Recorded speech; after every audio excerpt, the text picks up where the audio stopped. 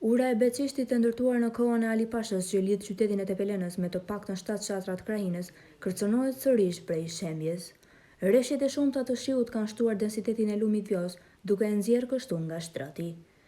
Pamjet tregojnë prurjen e lumit dhe rrezikun që i kanoset urës. Njëra nga këmbët e urës është e dëmtuar, e cila prej prurjeve të mëdha të lumit vjos është e mbuluar dhe nuk duket në pamje. Problem tjetër në këtë urë është dhe pjesa e sipërme e pasarelës, e cila shfaqet po aq e rrezikshme sa dhe këmbëzat. Dërasat e reja që u vendosën gjatë rikonstruktimit në vitin 2012 janë kalbur, duke rrezikuar kështu kalimtarët. Aq e rrezikshme sa mund të biesh në lumë. Dërasat kur janë të mira, janë të mira. Pastaj kur prishin, si që janë prishur aty, në mbrapatje. Nuk një ideja kështu, sepse dërasa prishin, kalbe. Në shirat, në djeli, në ftohet, në ngrica.